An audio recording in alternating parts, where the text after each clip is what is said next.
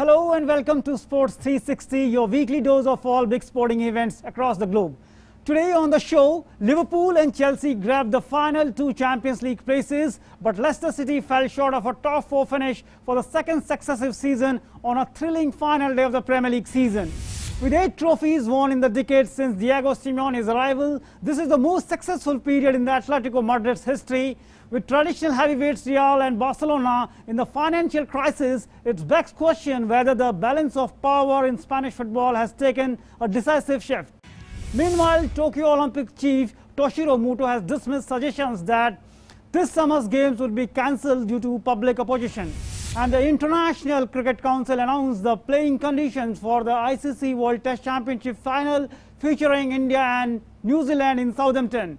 Reserve Day has been scheduled to ensure 5 full days of play. And apart from this, we also have our regular segments, Goal of the Week, Player of the Week, and the Sporting Moments of the Week. But first up, the cover story you are tracking this week.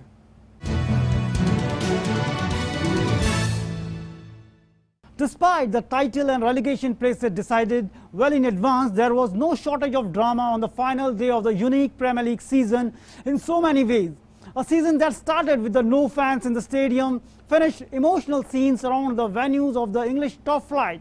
Here are the main talking points from the thrilling final day round of the Premier League. Liverpool and Chelsea clinch last 2 Champions League spots. Liverpool and Chelsea seized the final 2 Champions League places in a dramatic end to the Premier League season, leaving Leicester heartbroken for a second consecutive campaign. 2 Sadio Mane goals gave Liverpool a 2-0 win at home to Crystal Palace, whilst Thomas Tuchel's side were indebted to a late Leicester collapse against Tottenham at the King Power Stadium. Chelsea lost 1-2 to Aston Villa but were saved by the 4-2 defeat. Leicester's top 4 hopes shattered again. Leicester, whose 2-4 defeat at home to Spurs saw them miss out on the Champions League on the final day for the second year in a row, stood 10 points clear of Liverpool on March 7. They spent 567 days of the past 2 seasons in the top 4, only to finish 5th on both occasions. Kane's Golden Boot glory. Kane sealed a hat-trick of Premier League Golden Boots by finishing a goal clear of Liverpool's Mohamed Salah thanks to a first-half strike in that 4-2 win at Leicester. The England captain, who's seeking a summer move away from Spurs, finished the season with 23 goals from 35 appearances. Salah managed 22 goals from 37 appearances for Jurgen Klopp's team.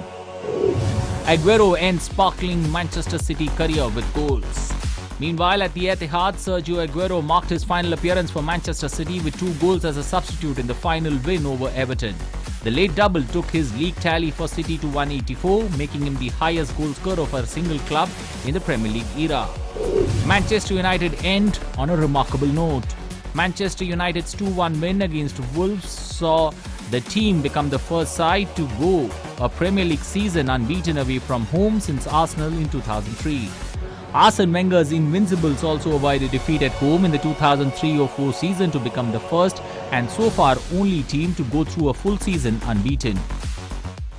Now shifting focus to La Liga, second half enough for Luis Suarez secured the title for Atletico Madrid in a dramatic final day which saw Diego Simeone's man finish 2 points over crosstown rivals Real Madrid. Atletico's 2-1 victory over Real Valladolid confirmed a deserved La Liga title and their second league crown under Simeone, coming at the time when traditional heavyweights Real and Barcelona are in financial crisis. It begs question whether the balance of power in Spanish football has taken a decisive shift. Sustained success under Simeone. With 8 trophies won in the decade since Simeone's arrival, this is most consistently successful period in Atletico's history. The Rojiblancos have finished 3rd or higher in La Liga for 9 consecutive seasons, having previously never done so far more than 3 years in a row, and have also reached 2 Champions League finals. Over the last 4 seasons, they have averaged nearly the same number of points, 77.8 per season, and Real Madrid 78.8. In addition to Simeone's outstanding coaching, Atletico have achieved their leap in status by spending more money than ever before, notably with the capture of Portugal starlet João Felix for 126 million euros. The traditional powers, however, have spent themselves into even more of a financial black hole in their desperate attempts to not only hold off Atletico but also keep pace with the new oil state-backed elite of Man City and Paris Saint-Germain. That explains Real and Barca's desperation to form the aborted European Super League in the hope of boosting their finances and restoring what they regard as their rightful position. Barcelona's Lionel Messi conundrum. Barca's lowest finish since 2008 comes at a traumatic time, with the club having more than £1.1 billion in debt and now requiring a £100 million emergency loan to cover unpaid player wages. Recently, re-elected club president John Laporta has already publicly announced the end of a cycle amid local media reports that practically every player is up for sale if the price is right. Looming large above everything else, of course, is the question whether skipper Lionel Messi will be prepared to live through the ongoing transition process or reject a new contract and leave. Like everything else at the Camp Nou, there is enormous uncertainty over Messi's status at the club. And right now it's tough to envisage Barca returning to former glories anytime soon. Summer transition for Real Madrid. Real Madrid's situation isn't quite as desperate as Barca's, but is not far off. With debts approaching £1 billion and club president Florentino Perez consequently scrambling to create a new European league, the deposed champions are also entering a major transitional period on the field. Rumors are rife that manager ZIDANE will leave this summer, while iconic skipper Sergio Ramos could also be on his way after so far failing to agree terms on a new contract. With key players Karim Benzema and Luka Modric well on their 30s, the big money signing Eden Hazard struggling to stay fit more than a fortnight, and none of the team's large selection of wingers regularly scoring. It's hard to predict how Real Madrid might line up next season. Barring a sudden and unexpected injection of funding, it's certainly hard to see how Real or Barca could compete for a showcase signing like Erling brought Haaland and Kylian Mbappe that they just can't afford to. All of this plays out perfectly for new champions Atletico, whose squad and behind-the-scenes infrastructure looks far more stable and sustainable. So when the next season gets underway in August, perhaps for the first time in the living memory, Atletico may even be regarded as a title favourite. Sports Desk, DD India. Manager Zinedine Zidane has left Real Madrid for the second time in his coaching career. Real Madrid failed to win a trophy this season and were pegged to the La Liga title by city rivals Atletico Madrid on a dramatic final day. Zidane won 3 consecutive Champions League titles in his first period in charge between 2016 and 18. He returned to a club in disarray 10 months later and secured second La Liga title as manager last season. Not since 2009-10 campaign have Real failed to win a trophy. They suffered an early exit from Copa del Rey at the hands of a third division club and lost Chelsea in the Champions League semi-finals. Newly crowned one heavyweight champion Arjun Singh Bhullar has aspiration of hoisting up 2 belts someday. Bhullar recently made history by becoming the first fighter of Indian origin to win a title in mixed martial arts when he stopped Brendan Vera in the second round to claim the heavyweight belt at One Championship Dangal in Singapore. When Bhullar made the walk against Vera, it was his first fight since October 2019, marking the longest time away from the competition. Currently riding on a 4-fight winning streak, the 35-year-old Bhullar aims to be an active champion. Our correspondent Suchitra had an exclusive interaction with him. This is what he has to say. We are joined by Arjun Singh Bhullar, India's first mixed martial arts world champion. Arjun, welcome to Sports 360. It is such a great achievement to become India's first mixed martial arts world champion. How does it feel when a long-awaited dream is fulfilled? It's indescribable. It's a dream that started when I was a little child. It's a lifetime of work. I can't really put it into words. I just feel blessed and very excited to be in this position.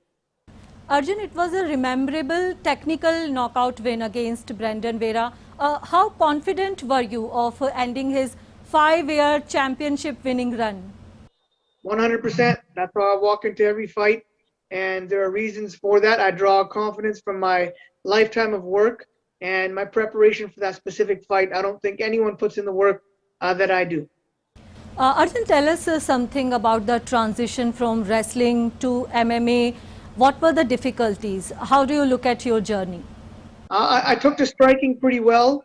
It was being able to do both at the same time, doing MMA, mixing everything. And, you know, there's no breaks. There's always danger and always something you can do in different angles. And so that was the most challenging. Arjun, your win has given an entire nation something to rejoice in the times of a pandemic. there was something so positive to talk about in social media. Correct. And I'm very proud of that we did that as a company and just as a sport as well. You know, One Championship is a gutsy company, and the timing was perfect for an event like this to take place and bring the people of India and the South Asia together. Arjun, tell us something about the level of competition at the highest level in MMA. It's difficult, just like anything else in this world. If you want to be the best in the world at something, you have to give and do more than anybody else. So it is very, very difficult, but for me, it's very rewarding. Arjun, MMA is now finding many takers in India. There are many aspirants out there. Any message for them? Jump in. It's a beautiful thing. It's a very fulfilling life. It's tough. It's not easy. And even if you don't make it as a world champion, you'll gain so much through martial arts. It will shape you, and you'll have success in whatever else you pursue in life. Arjun, thank you so much for joining us. It was a pleasure talking to you. Thank you so much. For almost a year now, most leagues and tournaments around the world are being played behind the closed doors, that is in the absence of the spectators in the stadiums, to curb the spread of the coronavirus. Now slowly and steadily, the fans are returning to the stadiums in small numbers. If things progress favorably in England, the 90,000 capacity Wembley Stadium in London could be at more than 25% of capacity for the semi-finals and the finals of the Euro 2020 Championships. There is a famous saying that goes, we don't value the things we have. This means that humans in general tend to take things they already have for granted in their hunt to want more. If there is something that the COVID-19 pandemic has taught the world, it is to cherish each and everything we have and understand its true value. This is also true with the athletes and fans. For almost a year now, most leagues and tournaments around the world are being played behind the closed doors, and that is in the absence of spectators in the stadium to curb the spread of coronavirus. However, and slowly and steadily, the fans are returning to the stadiums in small numbers, and players can't help but talk about how lucky they are to have the electric atmosphere back.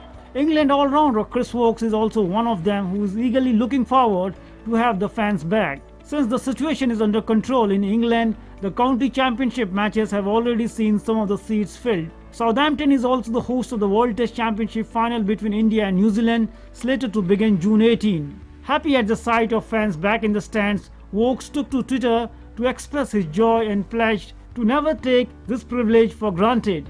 He tweeted, "How good is sport with fans back in stadiums? Something we will never take for granted ever again. So good to see."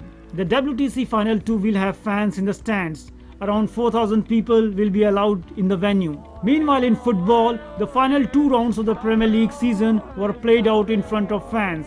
There were 21,000 people at the Wembley FA Cup final between Leicester and Chelsea, as the UK government used it as a test event, paving the way for a wider relaxation of restrictions. With coronavirus restrictions easing to allow fans back into the stadiums, there will be some atmosphere at last in the 11 host cities at the European Championship. Budapest plans to welcome all fans, while St. Petersburg and Baku hope to use 50% of their stadium capacity. But other major cities like Amsterdam, Bucharest, Munich and London are being more cautious with attendance that could fluctuate according to how the virus develops. If things progress favorably in England, the 90,000 capacity Wembley Stadium in London could be at more than 25 capacity for the semi-finals and finals of the Euro 2020 tournament. Sports Desk, DD India. Now shifting focus to cricket, the International Cricket Council announced the playing conditions for the ICC World Test Championship final featuring India and New Zealand in Southampton from 18th of June. The playing conditions confirm that a draw or tie will see both the teams crowned as joint winners, as well as allocation of a reserve day to make up for any loss of time during the regular days of the final. The match will be played using Grade 1 Duke cricket balls. For short runs, the third umpire automatically review any call of a short run by the on-field umpire and communicate the decision to the on-field umpire prior to the next ball being bowled. For DRS LBW reviews, the height margin of the wicket zone has been lifted to the top of the stumps to ensure the same umpire's call margin around the stumps for the both height and width. Now it's time for some action from the tennis court. What is there left to say about Nadal, the king of clay, at the French Open? He has won a record-setting 13 titles at the Roland Garros and has nearly been unbeatable at the event. And if he does earn his 14th title at the Roland Garros, it would give him his 21st major trophy overall and move him past Roger Federer for the most ever. For some, that would be enough to end the long-debated greatest of all-time conversation. More in this report. Rafa Nadal has already hoisted the French Open trophy, a jaw-dropping 13 times, and with the tantalizing prospect of increasing his Grand Slam haul to 21, thus becoming the most successful player in men's tennis. The Mallorcan will turn 35 during the tournament, but shows little sign of slowing down. By triumphing in Barcelona and Rome for a 12th and 10th time, he won 2 of the 4 tournaments he had entered in the run-up to the clay court major. Andrei Rublev and Alexander Zverev may have comfortably beaten Nadal in Monte Carlo and Madrid, but as anyone who's encountered Nadal at Roland Garros knows, beating the Spaniard in a best-of-5 set clay court match is the ultimate challenge in tennis. Since his debut Paris appearance in 2005, it has happened only twice. Those searching for weaknesses in Nadal's armor could take heart from the Spaniard's losses to Rublev and Zverev, as well as the fact he recently dropped sets on clay against Denis Shapovalov and Kei Nishikori. Nadal being outclassed by 6-1 on red dirt is also a rare sight, as was the case in the second set of the Rome final against Novak Djokovic. But he has a habit of truly coming into his own at Roland Garros, as his 102 win-loss record testifies. He shrugged off injury problems on his way to victory in 2019 and also blasted his way to the 2020 title without dropping a set in the rescheduled tournament last October, despite hardly playing any matches in the run-up due to coronavirus concerns. While other players complained of the unfamiliar autumn conditions in the French capital, Nadal stormed his way to the final before thrashing Djokovic by 6-0, 6-2, 7-5 to tie Roger Federer's men's record of 20 Grand Slam titles. Two-time French Open finalist Alex Corretja believes the only thing that's standing in Nadal's way to yet another title could be the physical strain of energy-sapping matches in the latter rounds. Sports Desk, TD India. The president of the International Olympic Committee, Thomas Bach, said over 70% of the athletes and officials will be vaccinated by the time they are in Tokyo. And he urged the international federations to help increase the number of its athletes and officials, in part to demonstrate the respect and solidarity with the Japanese. Over 70% of the athletes and officials have already been vaccinated or will be vaccinated before the Games. This number will even continue to grow as we approach the Games, with the many new and ongoing efforts in this regard, including offers from 3 different vaccine producers to the IOC for Olympic participants. We can only encourage all of you to continue these efforts, because vaccination is not only about protecting yourselves and protecting your athletes, it's also a demonstration of respect and solidarity with our Japanese hosts. One thing is clear: the post-coronavirus world will need sport and its values. The important role of sport in society is acknowledged in the meantime by the international community, from the United Nations to the World Health Organization, the EU, and many more. Numerous studies confirm the contribution of sport to promote physical and mental health, education, social inclusion, gender equality, and many more. Now it's time for the goal of the week. Gerard Moreno gave Villarreal lead against Manchester United with the 5 goals in the Europa League final. And this is Sports 360 Goal of the Week.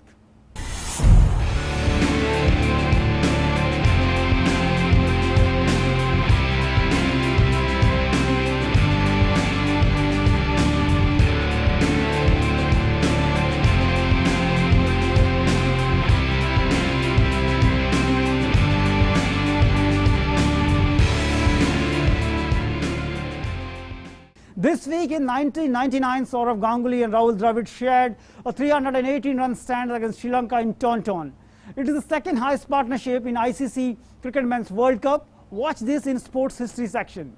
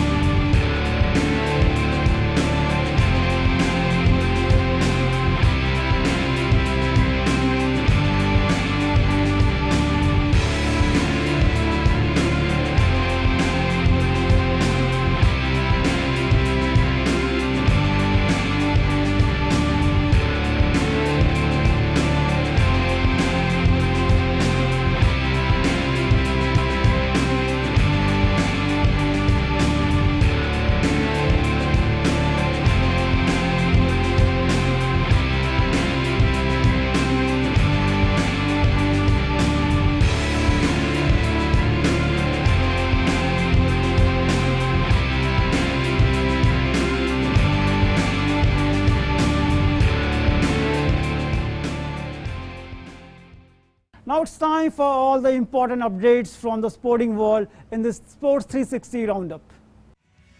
The Mission Olympic cycle cleared the funding for India's double tennis player Rohan Bopanna, his coach and physio for 11 tournaments under the Target Olympic Podium scheme. Bopanna, who's already received rupees 1.24 crores through the current Olympic cycle, will get an amount of rupees 27.61 lakh for participating in 11 tournaments between January and June this year. A semi-finalist at the 2016 Rio Olympics, Bopanna will be accompanied by coach Scott Davidoff and physio Gaurang Shukla.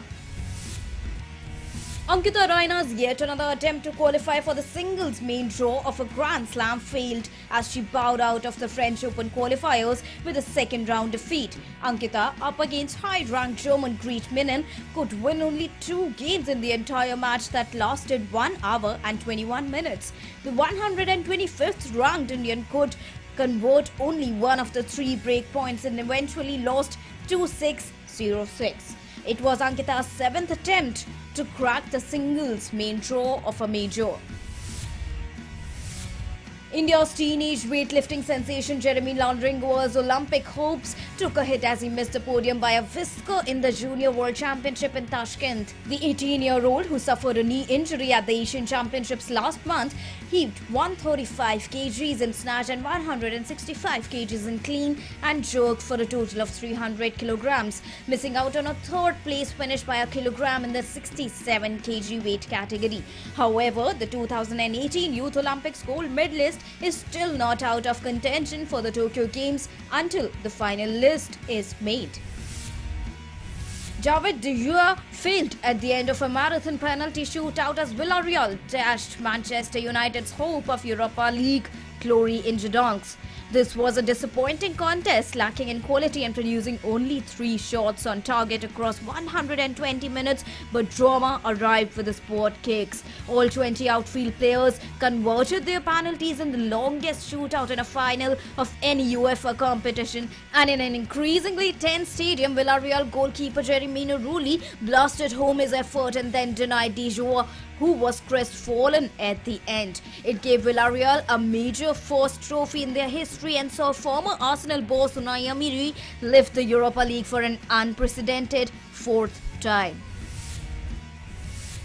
Manchester City's Pep Guardiola has been named Manager of the Year by England's League Managers Association. Guardiola steered City to the Premier League title and League Cup this season. Former Barcelona and Bayern Munich manager Guardiola topped a poll where the other leading contenders were Leeds' Marcelo Bielsa, Norwich's Daniel Falk, Chelsea women's manager Emma Hayes, West Ham's David Moyes and Leicester's Brendan Rodgers.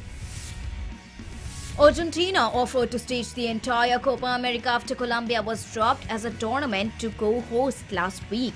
Argentinian President Alberto Fernandez introduced a strict protocol so Copa America is held in this country to Alejandro Domínguez, the head of South American soccer's governing body CONMEBOL, CONMEBOL. Both parties said in a statement. The tournament is set to kick off from June 13th with a final scheduled for July 10th. It was initially scheduled for 2020, but the COVID-19 pandemic forced its postponement.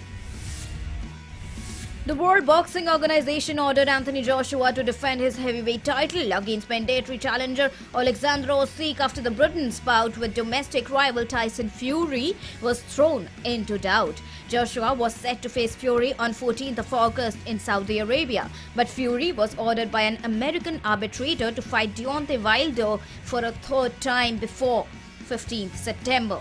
Joshua and Ukrainian have until 31st May to reach an agreement for the fight, but the World Boxing Organization said opposed bids will be called, opening the process to any promoter who wants to bid for the bout. If the fight goes to a purse bid, Joshua would receive 80% of the bid, while former undisputed World Cruiserweight champion would get 20%. The World Boxing Organization said that such calculation is based upon the average purse of each fighter's last 3 bouts, adding that the minimum bid would be $1 million.